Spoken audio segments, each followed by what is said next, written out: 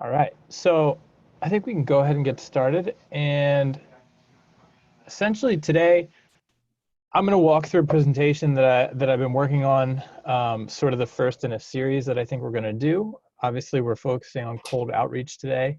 Um, it's going to be pretty beginner focused, and it'll stop at a certain point because once you get to that point, there are so many different ways that you can proceed. But I think it should be beneficial. And I look forward to the feedback. Like I said, I know Josh is on here. He does some really cool things with cold outreach in the specific niche. But we'll basically just go over the principles today, and this will be sort of the dry run for this presentation that I'm working on.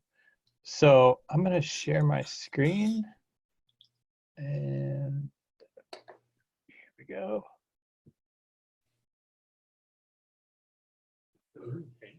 And let me hit present. Okay, can everybody see this? Yeah? Okay, cool. All right, Yes. so the first thing I wanted to just start out with was when we're talking about filling the funnel, there essentially is outbound and inbound, right? And so inbound are the first two on this slide here. So the first is paid ads. Then you have organic rankings and cold outreach, which we're going to talk about today. So I just wanted to point out sort of the quick differences between them, just so we're aware of why we do each one. So paid ads is the quickest way to get leads, right? You put money in, leads come out. It's super fast, but it obviously costs money. Organic rankings are quote unquote free once you achieve the rankings, which usually costs money to do. But once you rank at the top of a term that is important to you, you get inbound leads for free. The downside to ranking organically is you have to know how to do it. It's pretty hard, or it can be very hard, and it usually takes a good deal of time to get there. Cold outreach, on the other hand, which we're talking about today, can be free for the most part, and it can be relatively fast depending on how much time you put into it, right? So it's a great way when you're just getting started, when all you really have is your time and sweat equity to put into your own business. Cold outreach can be the best path to start with. So now let's talk about sort of the big picture, right? So again, this might vary person to person, but in general, this is sort of what the cold outreach map looks like. It helps to pick a niche. And then the second thing is solutions versus tactics, which we'll talk about in a second. You need to get a list. When you're using HighLevel to do this, you need to segment the list. We're going to feed it into an automation or a campaign in HighLevel. The goal being to book discovery calls. You need to then schedule the results call, understand what you're going to do on that results call. Then you've got the agreement, the fulfillment, case study, repeat. And that sort of bottom row we're not going to get to today. So we're going to focus on the top two. And I'm going to assume that you've already picked a niche and that you've already determined solutions versus tactics. So let's talk about solutions versus tactics real quick. Basically, when you're prospecting and you're talking to potential clients, there are two ways to go about it.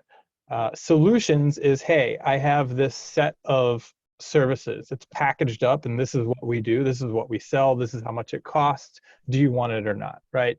You're at McDonald's. They've got a number 1, 2, 3, or 4. You can't order a Whopper. They don't sell Whoppers. If you love a Whopper, you can go down the street and get one. So that's sort of the solutions approach. I love that approach, but it takes time and experience in the industry to develop your packages and your products so that you can have them and sell them like that. In the beginning, or in general, tactics can be the easier path. And that's what we're going to talk about today. We're going to assume that we're doing the tactics route, which is, hey, potential customer, tell me your needs, tell me your problems, and then I'll come back with a proposal to solve them via these tactics that I'm going to do. So this way you can sort of approach anyone in your industry or niche, and as long as you spend the time to listen to their needs, you can then go back to them with a customized sort of solution that you're going to put a price on and sell to them. So that's what we're talking about today, is the tactics approach, because it can be really easy to prospect this way. You just basically need to get their attention and have them answer some questions for you. So once we've determined those two things, the next thing that we need is a list. I'm going to talk about this D7 lead finder. There's a lot of these out there. I don't have a ton of experience with any particular one. This is just the one that came up the most when I sort of started asking people what they're using. Uh, like I said, Josh is on the call. He can talk about some other ones similar that he uses. But essentially, you can go to Fiverr, you can pay people to produce a list of prospects, and they're going to use tools like this. So essentially, you you pay for the tool, you log in, you can see on the left-hand side, you type in a keyword. So let's say it's dentist. If you want to go after dentist, you type in a city, you hit fetch data, and it spits out results. So it's going to spit out, I don't know, hundreds of dentists in your area. You're going to get the name of the practice. This one gives you the phone number, it gives you the email, and then it also can give you some cool information. Like if you see here in this column with the green money symbol, that tells you if they have a Google an AdWords pixel or a Facebook pixel on their website, which can indicate, hey, this business is already spending money on marketing. They're more likely to be open to my services because they're already in the mindset of I need to spend on my business. So that can be helpful. But essentially, all that we're looking for is the name and the email for what we're talking about today. So let me open up the chat real quick here. With these tools, can you pull data from an entire state, not just a city? Good question. I don't know off the top of my head. Like I said, there's tons of tools. I'm assuming there are some that you could, but maybe some people who have experience with this particular tool or any particular tools can chime in with the answer to that. So this screenshot that I took was from YouTube. I just typed in D7 Lead Finder. There was a kid who did a great video on it. You can learn more about it. Just type it into YouTube and watch some videos, find the one you like. So now we're assuming that we have the list, right? You got this, you export it into a CSV, comma separated value file, and we need to segment it. So segmenting a list, I'm gonna come out of this and we're actually gonna do it really quickly. So let's, I just got this list of dummy information, right? These aren't real people. Don't worry about screenshotting this and feeding it somewhere. So we have our file. We're going to upload it into Google Sheets, right? So it'll look something like this. And what we're going to want to do before we take this to HighLevel is we're going to add a column called tags. And the reason that we're going to do this is to prevent ourselves from shooting ourselves in the foot. When we take this list into HighLevel, we don't want to upload hundreds or thousands of people into a campaign at once. That can start triggering all sorts of flags, get your IP banned or blacklisted or whatever. So we want to be careful about doing this. And the easiest way to do this now, and this will become even easier when Smart List launches sometime this week, I'm told, is typically just come up with a tagging system, right? So let's say these are dentist leads or whatever. So let's say I'll put in dental 1. And I'm going to copy this, and then I'm going to paste it for the first 100 people. Okay, so that's here. Boom. Now I'll go dental 2 for the next 100. And so that'll take us down to here. And you would just continue on, right? So every 100 would have its own unique tag. And then once you've done the whole list, you'll export your list. So we'll go File, Download as a CSV. And there's my dummy data. So now I'm ready to, where did we leave off? So we've segmented our list. Now we're ready to feed it into an automation. So do I have another? Yeah, okay, so feeding your list. I have my list ready to feed into a campaign, but before we can do that, I want to cover a couple of quick things that you need to know when we're using HighLevel to do this. These things you need to do before you upload your list. So you need to make sure that you have your campaign set up. And so we're going to check out the campaign I have in a second. And it's going to be, actually need to remember to upload the snapshot or refresh the snapshot so that you guys can get access to these emails if you want them. But you need to configure campaign settings, right? So you're going to click this drop down. You're going to configure the, from name, from email, that kind of stuff. The number 2 is you need to go through each item in the list and make sure it's cool for you and your agency, the wording of the emails, that kind of thing. And there's some placeholders in there that you're going to want to customize. And then you need to remember to publish the thing or it won't work. So let's hop into the campaign that I had been working on. And that is in the marketing agency snapshot. And again, you won't be able to access this until I refresh the snapshot. So I need to remember to do that at the end of the call. But there's a new campaign, or there will be a new campaign in here called Cold Outreach. And so again, first thing, always remember to configure your campaign, right? What do you want the email to look like coming from? The name. Do you want it to stop on response? Typically, yeah. Do you want to allow multiple people in it or not? Remember to save that. So now we're talking outreach, right? And this is one of the, now we've hit a nuance. This is an art in itself, right? The cold outreach messaging, I would encourage you to spend some time on YouTube, search cold outreach, see what different people have to say. What I put together are sort of the first 2 emails are basically 2 different approaches. So I think it'll be beneficial to read through them to give you some ideas. So this one says, hi, contact name.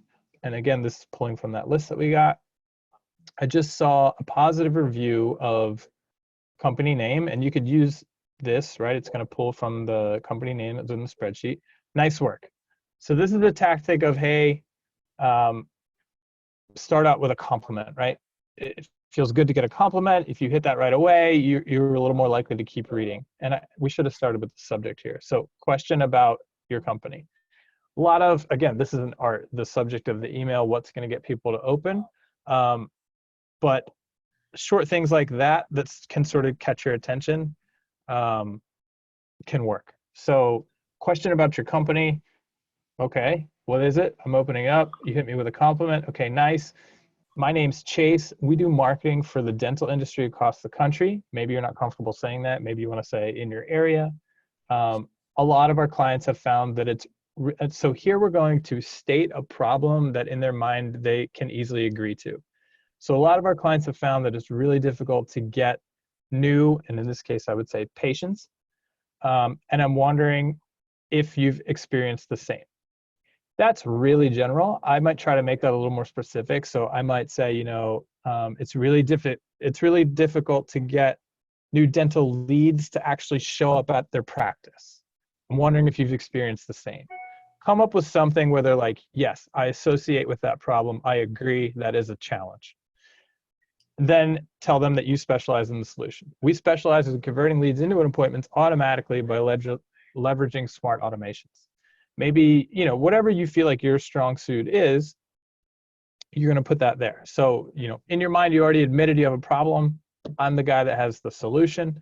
I'd love to chat with you about how we can deliver booked appointments for you, because that's, again, the problem, the solution that the angle I'm working here. Is there a day or a time this week that works for a quick conversation? Always end with a question, to get the point across that you're expecting an answer, right?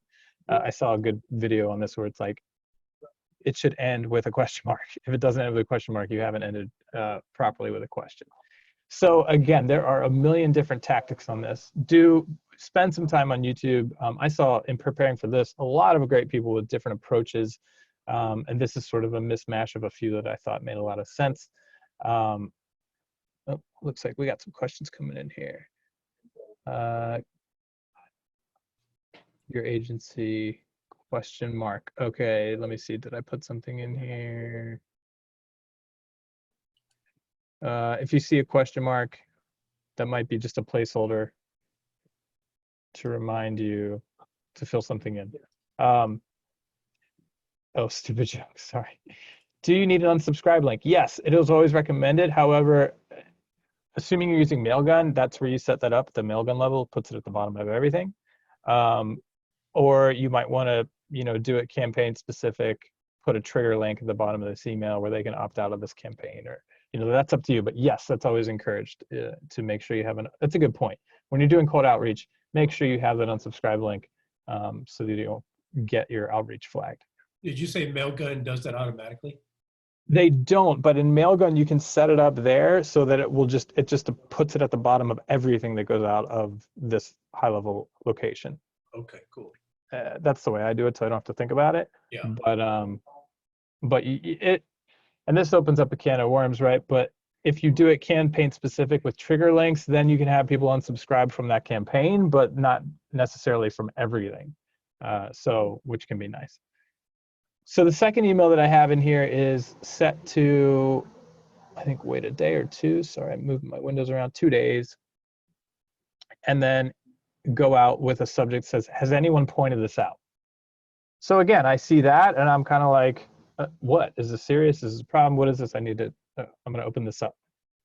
Hey, the name, just checking back. I was reviewing your online presence and I definitely see a lot of room for improvement. I hate to see good people leaving money on the table or worse, wasting money on bad marketing. I'd love to chat about how we can help. Do you have a window tomorrow for a quick call? This tactic is, I have mixed feelings about being on, running an agency for 6 or 7 years or whatever it was. Every year or so often you get your clients forwarding you these types of emails that they're getting from other agencies that are doing cold outreach to them, right? And it can be annoying because a lot of them are way more fear mongering than this. They're not actually running scans on anybody's business. They're just sending things intended to make them scared. Reply, yes, I need help. So I try not to do that with this, but I do think the tactic in general works pretty well. I think I was reviewing your online presence and I definitely see a lot of room for improvement. I think that could almost always be true, right? Even if you have a client that's paying somebody $1,500 a month and they're getting great results for what they're getting for that money, they could always be spending more for even more services, right? So there's always room to improve. I think this is pretty safe, and I think it would pique somebody's attention. Down here, I tried to get a little more specific, right? I hate to see good people. Again, that's a sort of a subtle compliment. Leaving money on the table, nobody likes to do that. Or worse, wasting money. So that's like, I have been paying these guys for a while and I'm not really happy with what I'm seeing. So maybe I should listen to what these guys have to say. So these first two emails are two very different approaches, right? Which is why I kind of like this as a sort of a 1-2 combo. And then the third step here, I have a manual call step. So this would basically feed into the manual actions and sit there for somebody to actually go and call and try to get in touch with them. And so, a couple of people have made the tip of an easy manual call after these two emails have gone out. You call up, you're going to get somebody at the front desk and you're going to say, hey, this is Chase from so-and-so marketing. I sent, whatever the name from the sheet is, the contact, an email. I just wanted to make sure that he got it. Could you check on that for me? Could you just, make sure that he got it? That's an easy sort of low pressure way to make that call. So this is just a quick campaign. You might want to take this further. You might want to have a couple of more emails. If the place where you're getting the list can tell you, like I think with Josh, the service he uses, it can tell you that these are cell phone numbers, so you could add text messaging in there if you wanted to. But this is sort of just to give you a start and get you thinking about how this works and sort of some of the common tactics of this. I would also probably, at this point, feed them into a long-term nurture automation, which can be hard to do if you're just starting your agency because you might not have the content to build a 12 series campaign that spans the course of a year that's has testimonials or these types of things. But what you can do is you could start one, have the first step be a 99-day wait step, and then as you build those pieces, you just delete the wait step and everybody in it just falls to the next piece in the campaign. So that's a good way to set it up for the future for yourself if you're not ready to actually build one out now. And we can talk about that more later if you like. I know I just sort of mentioned that really quickly. So let's hop back and get ourselves back on track here.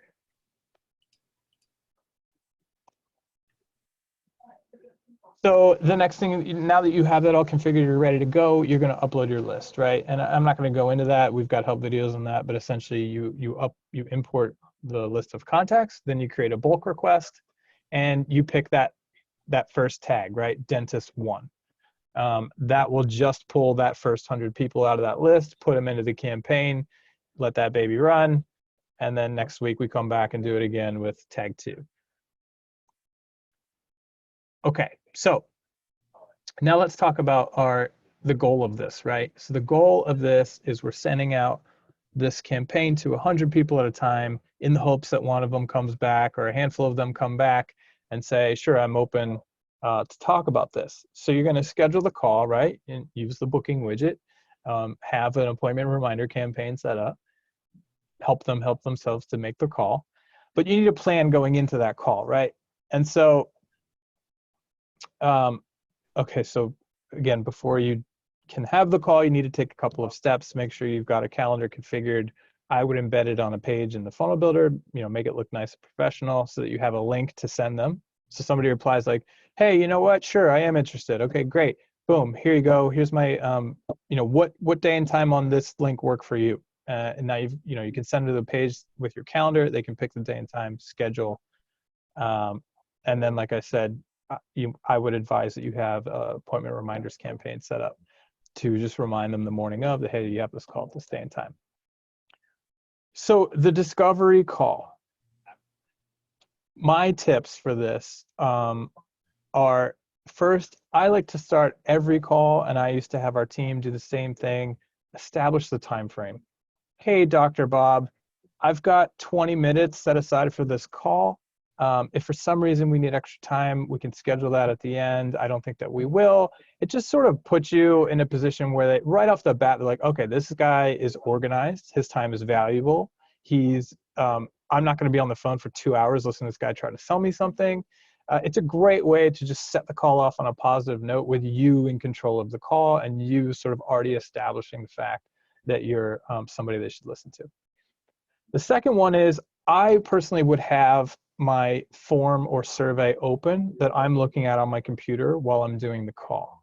And I don't know if you guys have seen, I'm going to go back to that snapshot, the survey that's in here.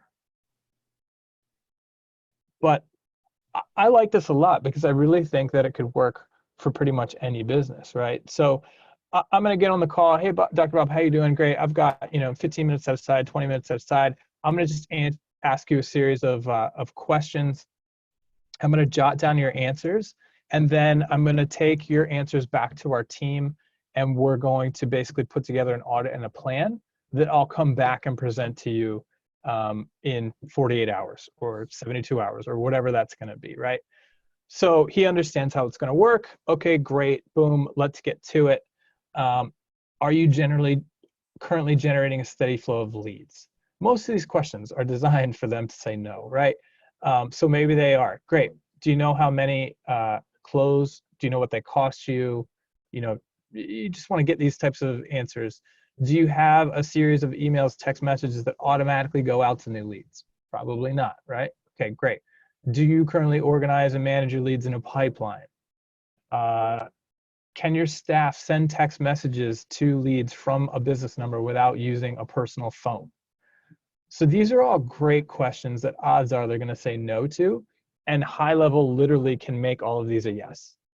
So when I designed the survey, all these questions specifically align to the features of HighLevel so that you can confidently come back and be like, I can literally turn every one of these into a yes for you. But right now we're not selling, right? We're just listening and we're just asking questions and noting answers. So if I have this open, I'm filling out the survey for them essentially as I ask the questions. Get to the end, great. Dr. Bob, thanks again for your time. I'm I feel really confident there's a lot that we can do to help you out here. Like I said, I'm going to go review this with my team, and I'm going to get back to you tomorrow, and we'll book the results call. But we'll go through, what we have that'll solve your problem essentially. So this is, I think, a really great tactic once you can get somebody on the phone. Again, it subconsciously gets them thinking that, man, I do have a lot of problems that I didn't think about. I could probably use help with a lot of this stuff, and you already know in your head that you know how to turn them all into yeses. So again, finish by letting them know that when you're going to follow up. So you want to follow up the next day and say, hey, your audit is complete. Let's schedule our results call. So that's the next goal, really. I mean, and this is sort of where we're going to leave off is the results call. I threw this in here. Maybe it'll help you. If you got somebody on the phone, you did the survey and you can't get them on the results call, I would follow up 3 times. Hey, your results are ready. Let's book our call to go through it. If they're not getting back to you, we used to do this a lot, and it can work really well. Is just turn on Loom and go through what you were going to say on the call in a video and send them the video. Hey, Dr. Bob, seems like you're really busy. I get it, or whatever. I made a quick video going over what we were going to cover in the call. Watch it whenever you have a minute, and then follow up with it from there. But that can be a great approach, to be honest. We closed a ton of business by just sending Looms that we would make off, and then just following up on the video. The results call, same thing. Start it off, set the time frame, put yourself as the authority right off the bat. Then you're going to go through. Okay, we talked about these things. You answered no to this. Here's how we can make that a yes. You answered no to this. Here's how we make that a yes, et cetera, et cetera. And if you guys haven't watched the spotlight session with Alex Schlinsky, he is a master of sales. I would check that out because he makes a lot of really good points of the subtle ways to get them saying yes and to basically agree that, yes, I told you that I had these problems and that my goals are this. And now it's basically impossible to not agree that I have the solutions to those. Let's just get you there. So that's the goal of that call. And then you talk about the cost to get you to your goals, right? It's not like, this isn't, we charge this much. It's, no, I heard your needs were A. We both agree the solution's B, and the cost of B is this. So let's get you to B.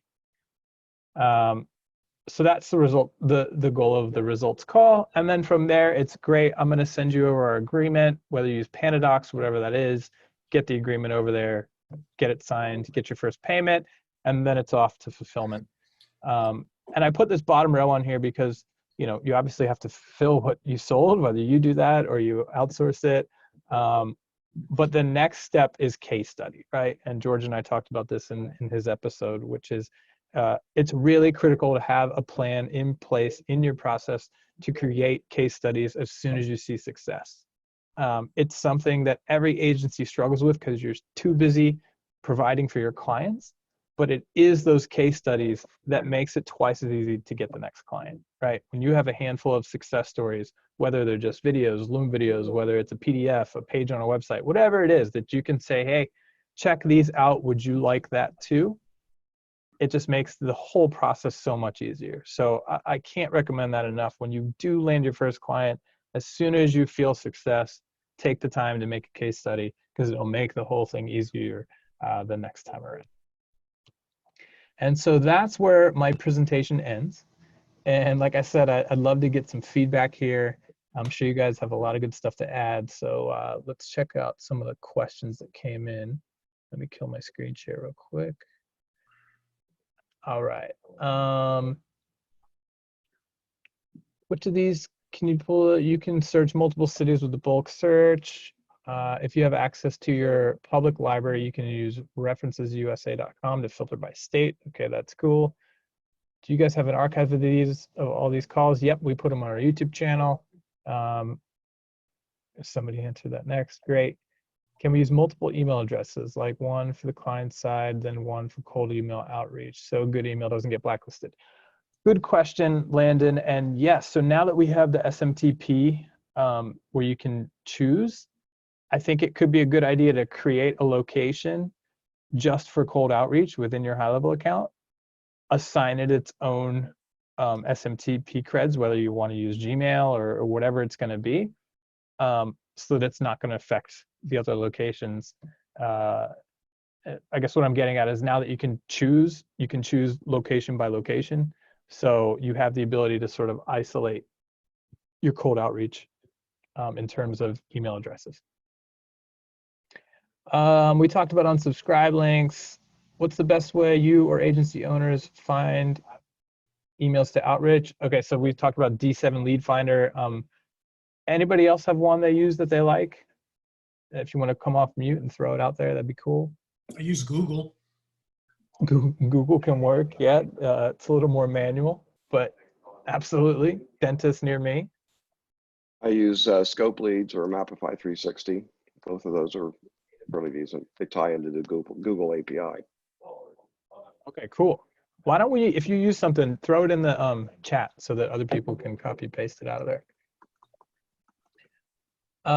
What is your experience inserting a calendar link? Yeah, I mean, to book the discovery call, like I said, you want to have that all set up and ready. You might want to put it right in the cold outreach email. I think that's a little, feels a little presumptuous to me. I like to wait until I get a positive reply first, but I'm sure people have success doing it both ways. I heard links in your first cold email to somebody can put you in the spam box. That's a good point, and that's might be another reason why it feels wrong to me to have that in the first email.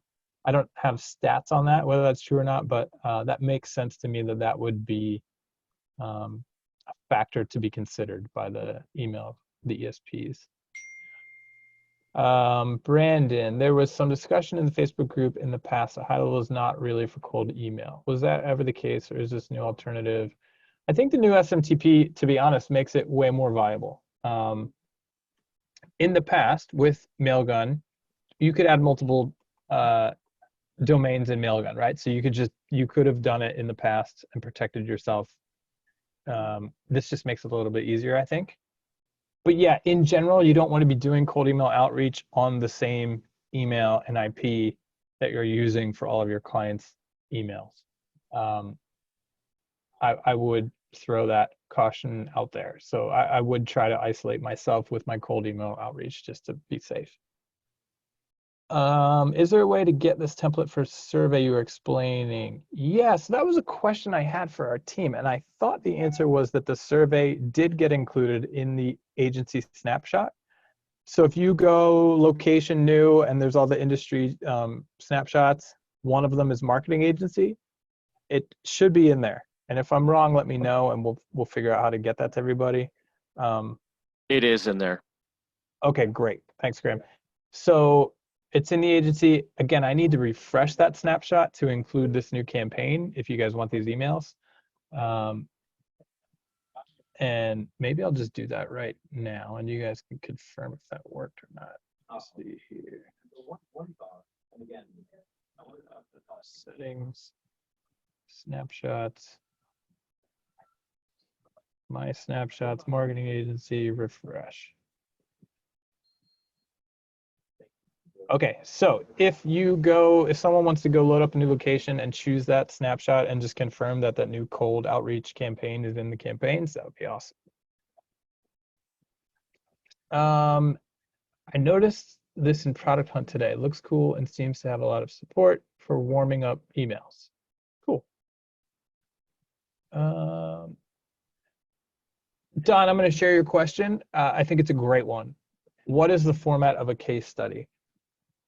This, I think, would actually be, I said this to somebody the other day, I think a great potential startup idea would be creating a framework for case studies on demand. Case studies can take tons of different forms. Like I said, it could be something as simple as a quick little video, a loom. Hey, this is our client, this is the problem he was having, this is what we did, these were the results. Boom, that's a case study, right? A case study is just it's a sales tool that showcases success that you created. some people's websites have fantastic like templates that they've built where it's like, case studies, and you can flip through pages of them, and they have, all sorts of stuff. Maybe each one has a quote from the client or a video quote, testimonial from the client. And, they can be really elaborate, or they can be really simple. For me, all that matters is that they exist, right? You can have success with something as quick as a 1-minute loom. But I do think it would be cool for somebody to build something to make this easier, because I do think it is a common challenge to find the time to put these together. And exactly what you're sort of echoing here is like, I don't even really know where to start. Like, what does a good case study look like? It'd be cool, I think, to have a bunch of different templates you could just choose from, and then it's sort of just fill in the content. But hey, if you feel like you've got a great case study page as an example, please throw it in the chat for everybody to check out, because I think that's something a lot of people could benefit from. Where would I have a comment question to ask to the group. Yeah. In my cold emailing adventures, I think I saw someone in HighLevel in the Facebook group say that they did this, and I haven't tried it yet, but I thought it might be a good idea to share with everybody. Your first cold email, like let's say you're doing gyms, right? Your first cold email could just be, hey, do you guys give away free 10-day passes? ? And even if the initial email that you capture is just info@thatgym.com, and you don't have a first name to send it out to, what I've noticed is usually people, when they respond, whoever gets that email responds, and you'll actually get a name then, because it'll have their email signature or whatever. And then your next email is the first email that you would normally do in your sequence that has the offer, but it's less likely that it'll get flagged as spam immediately, and it kind of gets a conversation going. So your first email is like, hey, do you have any free 10-day passes ? And then they'll respond with, yes or no or whatever. And then the next email is like, oh, cool. Well, I just happen to have, the perfect solution to help you, blah, blah, blah. It sounds like great advice to me. And again, that goes back to the benefits of niching, right? When you niche, you sort of, you can figure out those types of nuances that are industry specific. Hey, gyms usually do a 10-day pass. Hey, whatever it may be, usually does this. That's a great idea. First email is just a quick question to get a yes back. And you're right. If, you're doing cold outreach and you've got a list of contact@business.coms, the reply is most likely going to come from an employee. So that set yourself up for success there. So I think that's a good tip. I'm going to just keep flowing through these questions here. Where would you insert the case study in that campaign follow-up sequence? So this is a good question. Cool. Let's talk about this. When I think long-term nurture, I think, and this is for myself, let's say I'm an agency owner, but also for my clients, I like to say, hey, any lead we generate is going to take one of 3 paths. The first is our automation is going to run, and it's going to convert them automatically without anybody in your staff having to do anything. Fantastic, right? HighLevel makes that possible for a percentage of the leads you're going to generate. Path number 2 is our automation is going to run, and the leads are going to ask questions.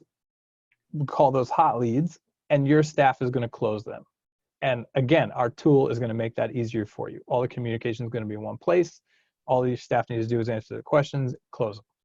The third path is they didn't do anything through the automation. We feed them into our long-term nurture, which is going to contact these people consistently for a year. And at some point in that year, they're going to reply and become a hot lead, and your staff's going to close them.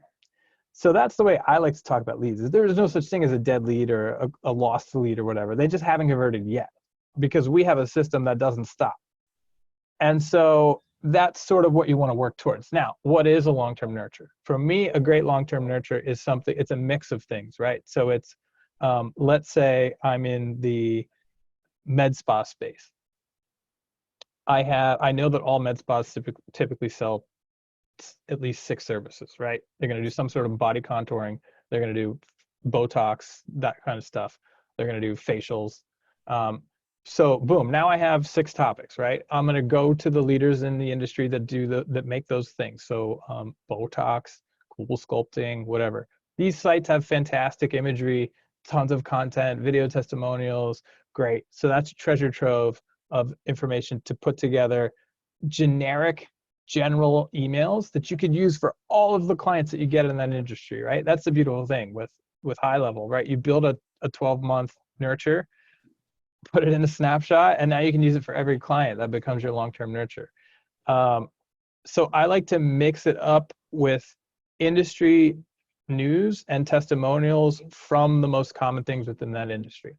Now, if you can personalize that, it's even better, right? So maybe in your intake process, you ask the client for real things from their business, right? Like, do you have Cool Sculpting testimonials? Do you have clients we can talk to that had this done? Can we help you develop better testimonials for these things that we can use in your long-term nurture? I also love if it's a good client, hey, can I get you on a Zoom call, ask you a couple of questions that I'm going to chop up into video content that I'm going to put into your long-term nurture. So that's where I like to go with it is, okay, let me come up with 12 pieces of compelling content that's about different things, especially with MedSpa, right? Let's say the promotion that we got them on was claiming, I don't know, a $100 gift certificate. Or maybe it was something specific like Cool Sculpting, but they never replied. Well, maybe they're gonna 6 months from now see an email about Juvederm that piques their interest, and now they come back. So I like my long-term nurtures to not just be the same thing over and over again. Come up with as many different angles of information that I can send out. But you should always be working towards that, because once you have a great one, again, you can just use it for every client, and it's that long tail success that really can help you keep a client for a long time, right? Once they see people converting out of the long-term nurture, they're like, these guys are the real deal. They're converting leads up for me on the front end, and then every month more and more are coming back from work that was done in the past. So now let's talk real quick about how to do this with HighLevel. I mentioned the 99-day wait step. So let me share my screen again really quickly. And what I meant by that was, let's go into an account here and let's go make a campaign. And let's say, okay, great. I love the idea of a long-term nurture, but I don't have anything prepared yet. But I do want to start feeding people into it. So we would call this, let's say, long-term nurture. And we would throw a wait step in here. And we're going to push it out. Let's say, I don't know, just something huge, 360 days. So all my leads go through the initial automation, and then they fall into this if they didn't reply, right? So there's people stacking up in this wait step. Now, let's say, okay, I finally have time. I sat down and I put together my first email. Let's stick with the med spa example. The first one's going to be Botox your way. And this is, some stuff about Botox. They had some new thing come out in the news. I grabbed a clip off their website, blah, blah, blah. Boom. Great. Now, I'm going to make another wait step here. 365 days. Boom. And then I'm going to delete this one. As soon as you do that, everyone that was in that step is going to fall to the next one. So now they're going to fall into here. They're going to get the email, and then bang, they're in the next wait. So this is a way to just like continuously build out your long-term nurture. It's sort of a hack, but this is a great way to not have to like procrastinate starting at all, and just build it out as you go. So let me turn that off. So hopefully that made sense. If anybody has any more questions about that, just let me know. We can talk more about it. From a technical perspective, what is the best setup structure for doing cold email so it doesn't impact emails, domains, etc.? So Cheston, this goes back to what we talked about. I would make a new location in my HighLevel account. Maybe I'll call it cold outreach, whatever. And I would make a URL, a domain, like using Mailgun. I would buy a domain, or at the very least make its own email address that I'm going to use just for cold outreach. maybe some of you guys could speak more to this. I know that when the topic of SMTP credentials came up, unanimously everybody was like yes, and a lot of people were like yes because I want to use Google to do my cold outreach. I don't know why that is. I don't know if maybe you guys know more than I do about that, but it seems like a lot of people wanted to specifically use Google or Gmail to do their cold outreach. All I know is now you can do that, which I think a lot of people are happy about. Can we do multiple emails from the SMTP?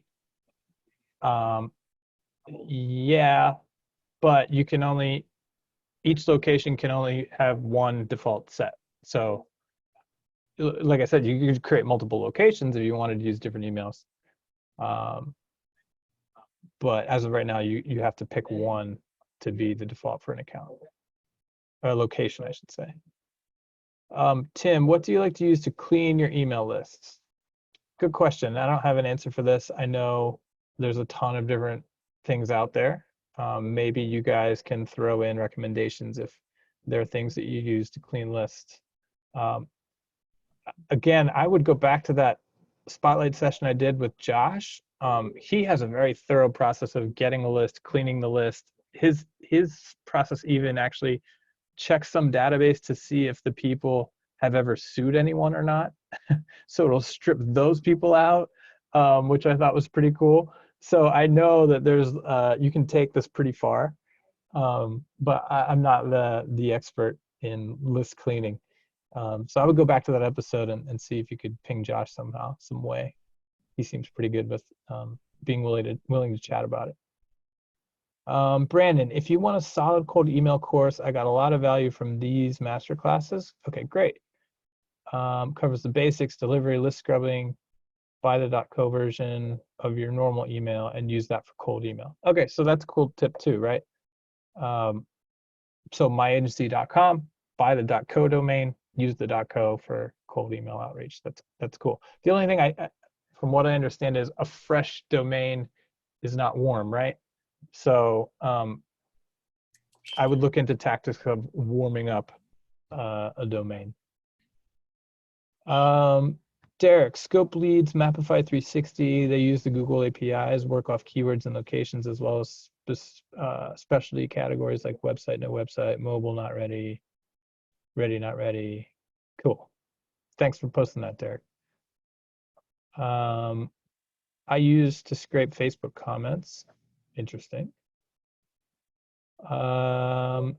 Jason, is 100 contacts tag the optimal amount to send out in chunks? Yeah, I wouldn't do any more than 100 at a time.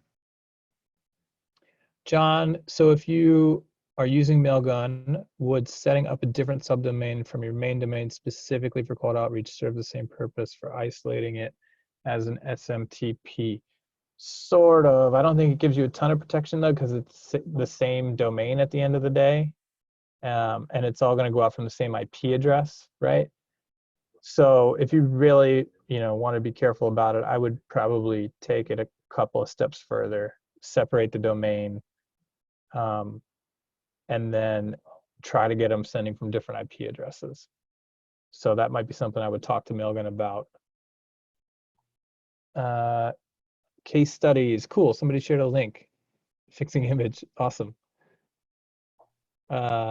Like I said, the case study thing I think is really cool. It's always cool to find people that are doing really great looking case studies, but I know that they do take time. All right, so that's the end of the questions in chat. Anybody have any other questions? Want to jump off mute? Feel free.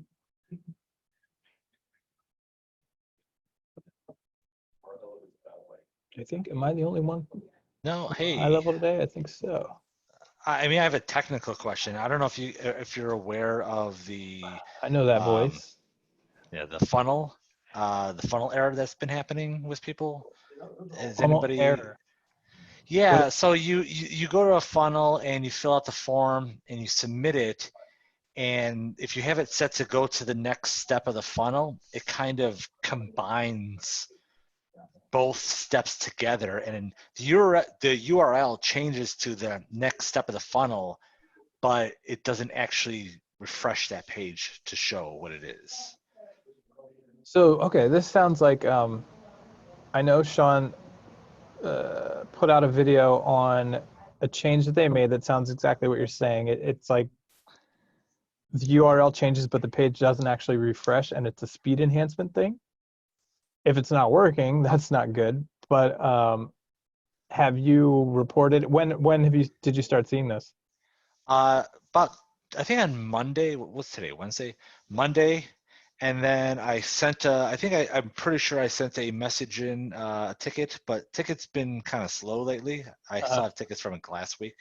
Uh-huh. I sent a message to Sean, but he said he's sick with the flu.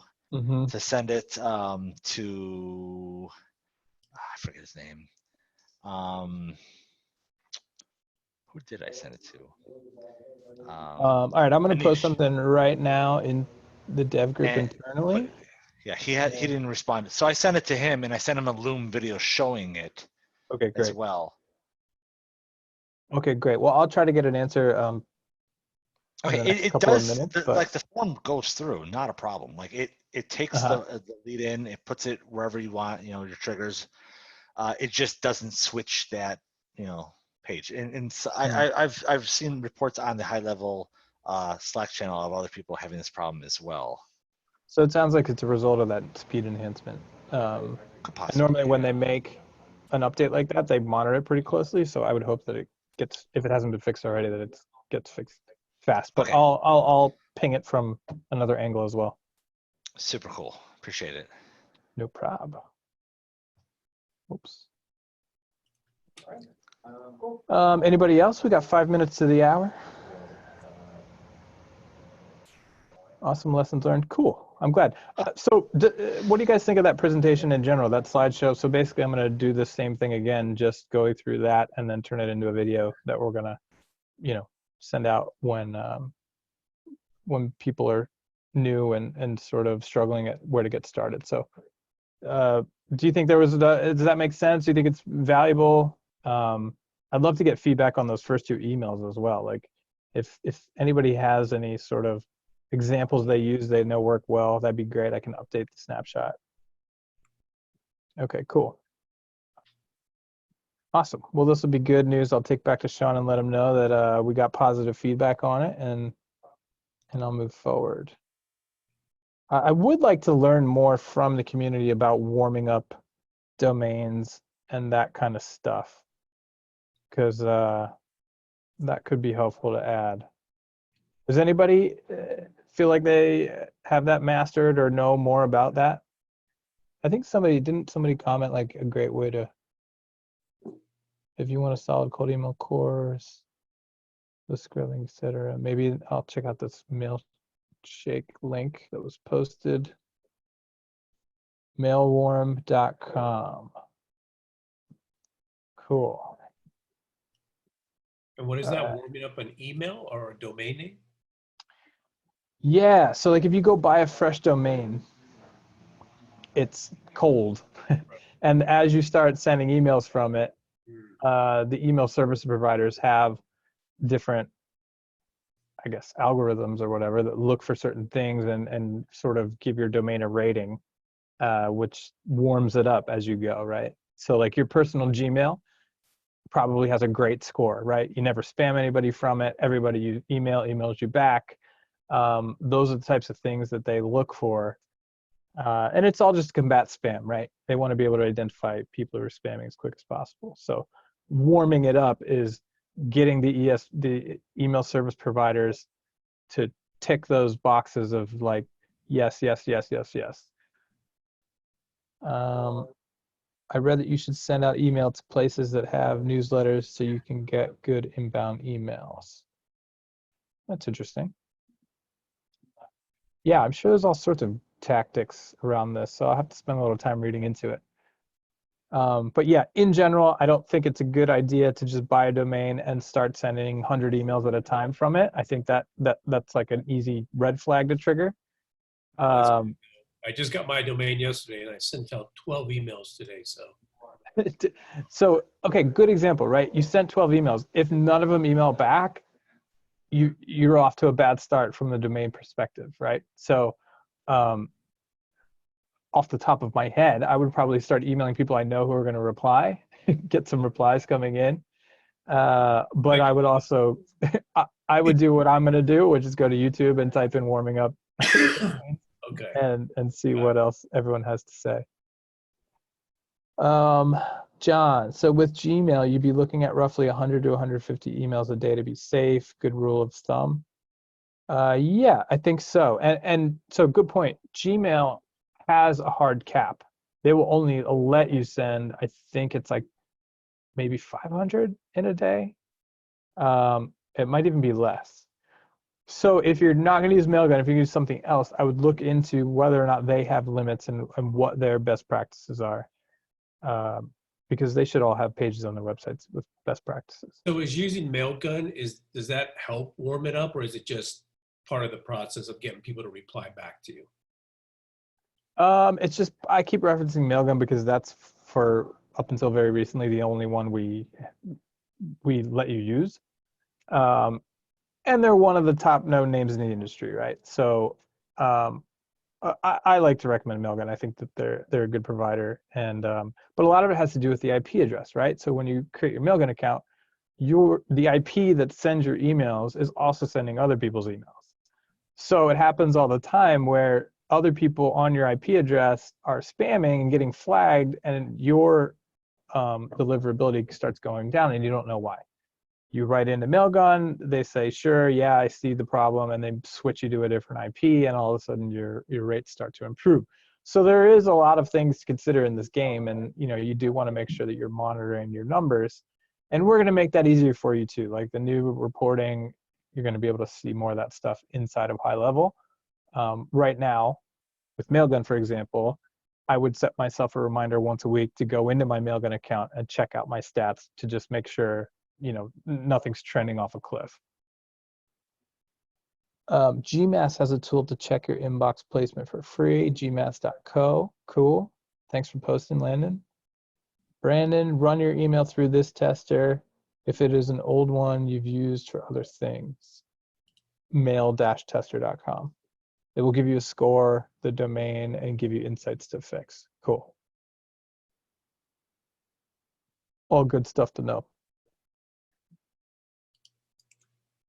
The only thing I would finish this call with is, as my conversation with George pointed out, once you get the first one, everything becomes so much easier, right? Because now you're not just, cold outreaching with nothing to sort of back yourself up. You're showcasing the success that you already had, right? So you've got that case study, and it's just a matter of, hey, Dr. So-and-so, does this look good for you? Because I just did it for somebody else. Great, I could do it for you. Let's talk about it. All right, let me just check Facebook real quick to make sure we don't have any comments in there. Email warm-up strategy, cool. Somebody posted a link on the Facebook recording side as well. All right, cool. Well, we hit the hour. If anybody have any last minute questions, if not, I'm going to sign off, and we'll see you guys back here next week, same time. All right. Thanks, Chase. Thank you. Have a good one, everybody.